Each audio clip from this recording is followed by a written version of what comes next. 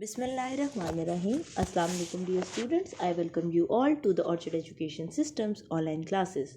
Today the day is Thursday and date is 24 December 2020. Our subject is science and I am your subject teacher Rabia Javed. Today's lecture is lecture number 3. Our book name is New Oxford Primary Science and the page numbers which we are going to cover today are from 53 to 60 and chapter name is material. That is our topic. Let's start our work now. Open your books from page number 59. We shall start with exercise today. हमारी last class में reading हुई थी जो कि 2 lectures पर हमारी divide हो गई थी. अब हमारे जो एक्सरसाइज रहती है आज के लेक्चर में हम इंशाल्लाह ये एक्सरसाइज कवर करेंगे. So open your books from page number 59. First question of your exercise is choose the correct answer. आपने इसके अंदर आपको 4 ऑप्शंस दिए गए होते हैं एंड आपको जो राइट आंसर है उसको सर्कल या टिक करना होता है. सो the first question is which of these is not a natural resource. आपने ये चैप्टर पढ़ लिया है. आपको अब कॉन्सेप्ट इस चीज़ का होना चाहिए कि इसमें क्या क्या चीज़ आएगी. वो पूछ रहे हैं विच of these is not a natural resource. इनमें से कौन सा जो है वो नेचुरल रिसोर्स नहीं है. Land, air, buildings, water. आपको पता है कि लैंड भी गॉड गिफ्टेड है, नेचुरल है, अल्लाह की तरफ से बनाया हुआ है. एयर भी, वाटर भी. लेकिन वो पूछ रहे हैं इनमें से कौन सा नेचुरल रिसोर्स नहीं है. तो वो हमारे पास ऑप्शन है B, building is not a natural resource. जो बिल्डिंग है वो कुदरती नहीं है, अल्लाह की बनाई हुई नहीं है बल्कि इंसानों की बनाई हुई है. Next is glass is made from. Glass किस चीज़ से बना होता है.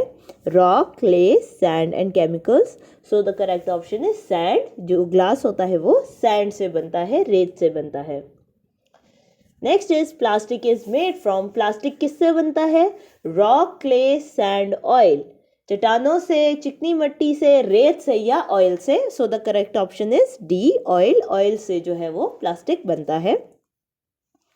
Which of the following is magnetic. इनमें से कौन सा जो है वो मकनातीसी है, जो लोहे और स्टील को अपनी तरफ खींच ले. Glass, plastic, iron, would. आपको पता है बाकी सब जो है वो मैग्नेटिक नहीं है, वो स्टील की चीज़ों को खींचते नहीं है. सिर्फ आयरन है जो मैग्नेटिक है, जो मैग्नेट की तरफ खींचा चला जाता है. So C, iron is the correct option. Number 5 is which of these is not waterproof. इनमें से कौन सा जो है वो वाटर प्रूफ नहीं है, यानी पानी जिसके अंदर जज्ब ना हो, यानी पानी जिस चीज़ के अंदर ना जाए वो कौन सा है. Hard rock, glass, plastic, cotton fibres. इनमें से कौन सा है जो वाटर प्रूफ नहीं है. Cotton fibre. कॉटन फाइबर वो है जो वाटर प्रूफ नहीं है क्योंकि इसके अंदर पानी जा सकता है.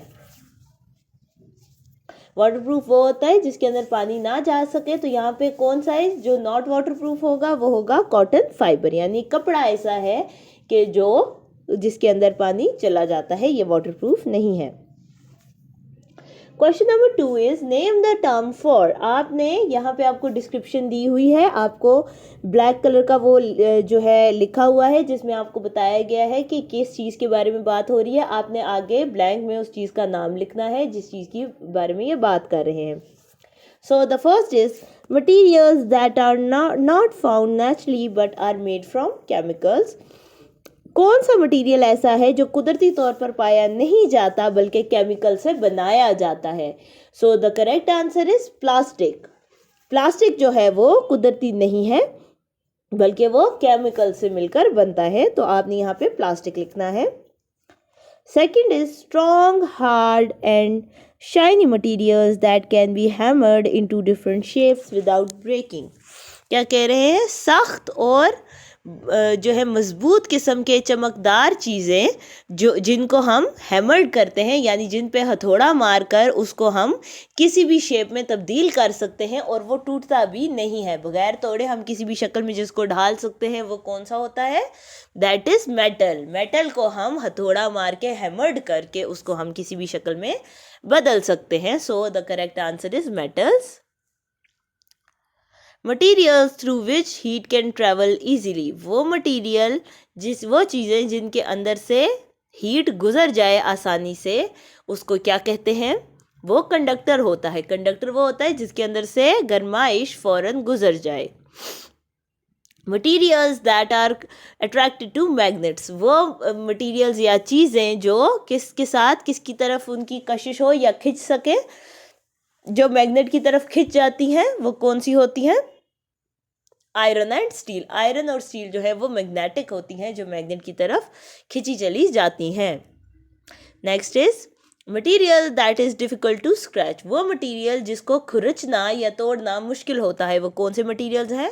स्ट्रॉन्ग हार्ड मटीरियल, सख्त और मजबूत मटीरियल को खुरचना या उसके ऊपर से उतारना कुछ भी वो बहुत मुश्किल होता है। Last is material that is easy to bend, वो मटीरियल या वो चीज़ें जो आराम से झुक जाती हैं, मुड़ जाती हैं, वो कौन सा मटीरियल होती हैं? Flexible materials. Okay students, now move to third question. Are there any task for which paper is not suitable? Think and talk to your friend about it. Write your findings below. वो आपसे ये पूछ रहे हैं, क्या आपको पता है कोई ऐसी चीज़ जिसके लिए पेपर जो है वो अच्छा ना हो, बनता उस पेपर से ही हो लेकिन वो अच्छा ना हो, कि उससे अच्छी चीज़ पेपर की ना बनती हो? आपने वो बतानी है कि कौन सी चीज़ आपको लगता है पेपर से बनाने के लिए अच्छी नहीं होती। आगे इन्होंने क्वेश्चन दिया है, I think paper is not suitable for dash. आपने बताना है पेपर किस चीज़ के लिए आपको सूटेबल नहीं लगता। सो यहाँ पे आंसर है paper is not, I think paper is not suitable for making paper shopping bags. जो पेपर शॉपिंग बैग्स हैं उनको बनाने के लिए मुझे लगता है कि पेपर का इस्तेमाल नहीं होना चाहिए। ठीक है, यहाँ ब्लैंक में आप लिखेंगे making paper shopping bags. Next is this is because dash, ये क्यों होता है? आपने जो ऊपर रीजन दिया है उसकी वजह बतानी है कि आपको क्यों लगता है वो शॉपिंग बैग अच्छा नहीं होता।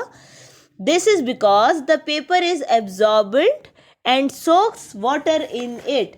क्या कह रहे हैं कि इसका रीज़न क्या दिया? आपको क्यों लगता है कि पेपर से अच्छे शॉपिंग बैग्स नहीं बनते? क्योंकि जो पेपर होता है वो एब्जॉर्बेंट होता है, यानी वो जज्ब करने वाला होता है, और ये क्या करता है? अपने अंदर पानी को सोख लेता है, अपने अंदर जज्ब कर लेता है। इसलिए जो है पेपर के शॉपिंग बैग्स अच्छे नहीं होते, क्योंकि अगर आप बारिश में पेपर की शॉपिंग बैग्स लेके निकलें तो जब बारिश होगी तो वो टूट जाएंगे। तो आपने पहले वाली लाइन में बताना है मेकिंग पेपर शॉपिंग बैग्स, कि इस वजह से आपको लगता है पेपर अच्छा नहीं है।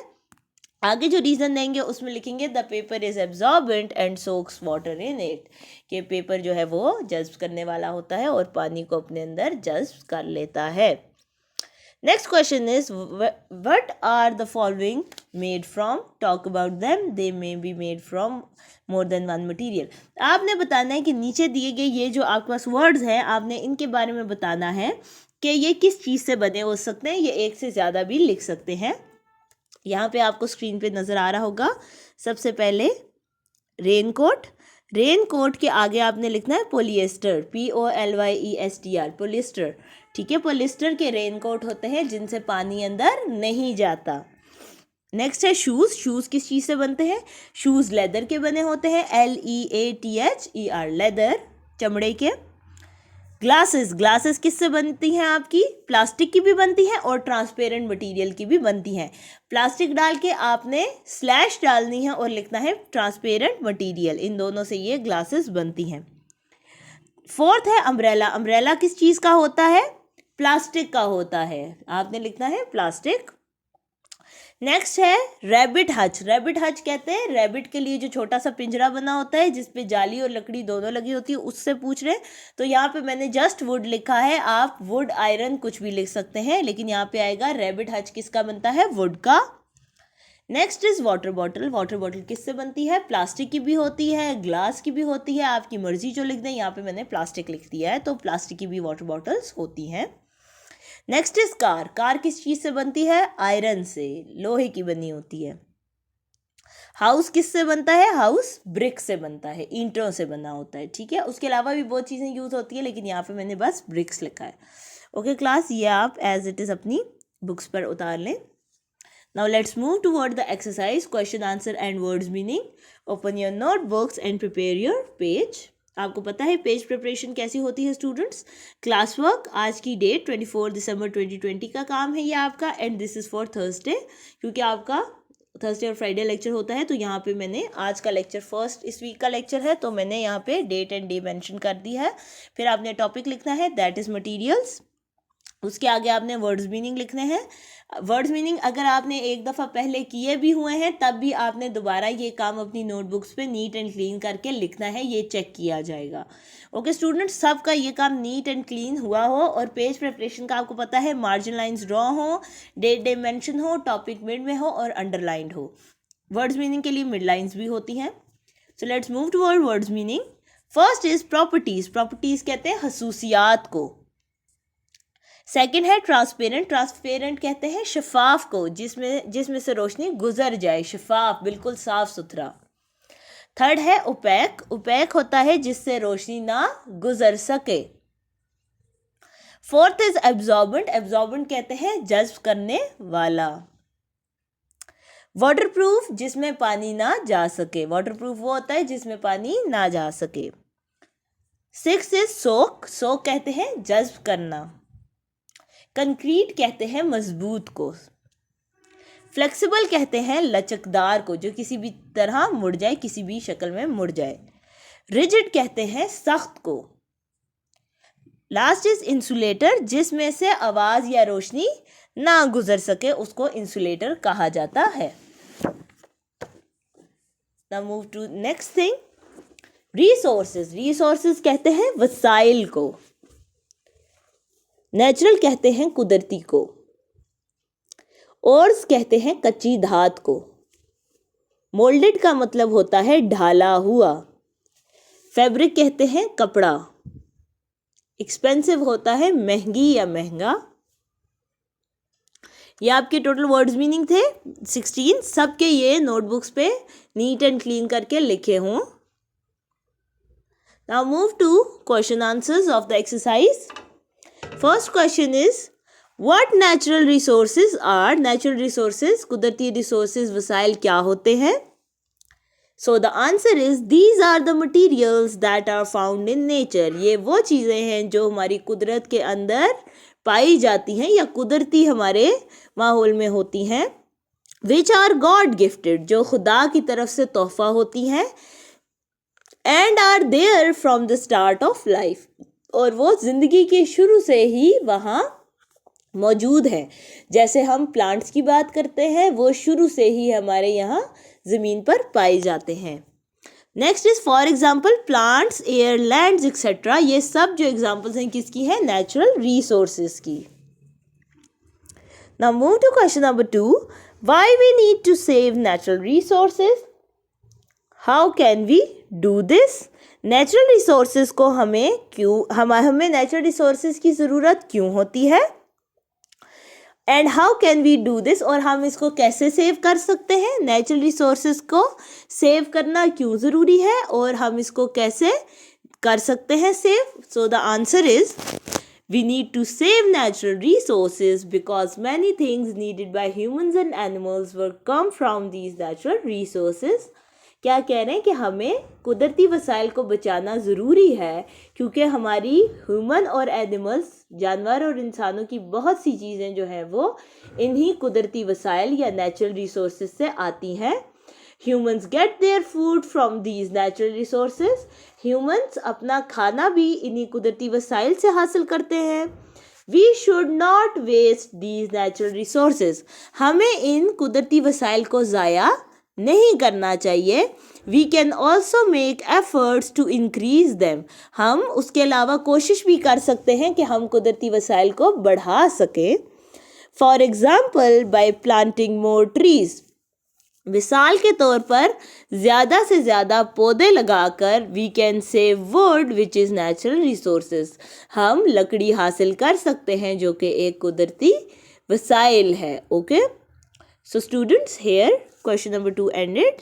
ये क्वेश्चन नंबर 2 था जिसके अंदर हमने ये भी एक्सप्लेन किया कि नेचुरल रिसोर्सेज को बचाना क्यों ज़रूरी है और हम इसको कैसे बचा सकते हैं। Next question is why we need materials that have different properties. हमें मटीरियल्स क्यों हमें मुख्तलिफ खसूसियात क्या का मटीरियल क्यों चाहिए होता है, हमें why we need materials that have different properties, हमें ऐसी मटीरियल क्यों चाहिए होते हैं जिनकी मुख्तलिफ खसूसियात हों। गिव एग्जाम्पल, इसकी आपने मिसाल देनी है। So here is the answer, materials have different properties that make them suitable for different uses. कोई भी मटीरियल या चीज़ जो है जिसकी मुख्तलिफ खसूसियात होती हैं, वो क्यों होती हैं ज़रूरी, ताकि उनको हम क्या कर सकें, मुख्तलिफ तरीक़ों के मुख्तलिफ इस्तेमाल के लिए हम उसको यूज़ कर सकें। जब मटीरियल की डिफरेंट मुख्तलिफ खसूसियात होंगी तो उनका यूज़ भी मुख्तलिफ किस्म का होगा। For example, flexible materials are use for making clothes and paper. मिसाल के तौर पर फ्लेक्सिबल मटीरियल या मुड़ने वाला जो भी लचकदार मटीरियल होगा वो किस लिए इस्तेमाल हो सकता है, वो क्लोथ्स एंड पेपर, कपड़े और जो है कागज़ बनाने के काम आ सकता है। And rigid materials are use to make glass, और इसी तरह सख्त मटीरियल जो होते हैं वो किस काम आ सकते हैं, वो ग्लास बनाने के काम आ सकते हैं। देखिए इसकी डिफरेंट थे ना, फ्लेक्सिबल एक डिफरेंट मटीरियल है, रिजिड मुख्तलिफ मटीरियल है, तो इन दोनों के यूजेस कितने डिफरेंट हो गए हैं। इसलिए कहते हैं कि मुख्तलिफ खसूसियात के हामिल मटीरियल का मुख्तलिफ काम हो सकता है। Next is whether or not you think glass is better than plastic. Explain your view. आपने बताना है कि क्या ग्लास जो है वो प्लास्टिक से बेटर है, अच्छा है। एक्सप्लेन योर व्यू, अगर आप ये कह रहे हैं कि वो अच्छा है या नहीं है तो आपने दोनों के रीज़न बताने हैं कि आप क्यों कह रहे हैं अच्छा है और क्यों कह रहे हैं बुरा है। सो the answer is glass is better than plastic. Glass जो है वो प्लास्टिक से बेहतर है। Glass is better than plastic, glass plastic से बेटर है। Because glass can be recycled easily, क्योंकि ग्लास जो है वो आसानी से दोबारा इस्तेमाल में लाया जा सकता है। But it is more difficult and expensive to recycle plastic, लेकिन बहुत ज़्यादा महंगा और बहुत मुश्किल है किसी भी प्लास्टिक को दोबारा इस्तेमाल में लाना। क्या कह रहे हैं कि ग्लास तो है वो बेहतर है प्लास्टिक से, क्योंकि ग्लास को इस्तेमाल में दोबारा लाना आसान है, लेकिन जो है प्लास्टिक उसको रिसाइकल करना बहुत मुश्किल और महंगा है। Therefore it is better for environment to use less plastic, इसीलिए ये बेहतर है कि हमारा माहौल कम प्लास्टिक इस्तेमाल करे। ओके स्टूडेंट्स, यहाँ पे आज का हमारा लेक्चर एंड होता है।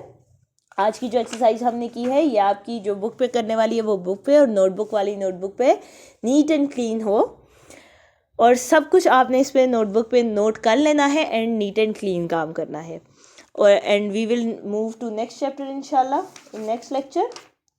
सो इसको आपने लर्न भी करना है अच्छी तरह, क्योंकि जब आप वापस आएंगे तो आपके इन चीज़ों के टेस्ट होंगे। सो बी प्रिपेयर्ड फॉर दैट, आप इसको बहुत अच्छी तरह लर्न करके आइएगा। ओके क्लास, टेक केयर, अल्लाह हाफिज़।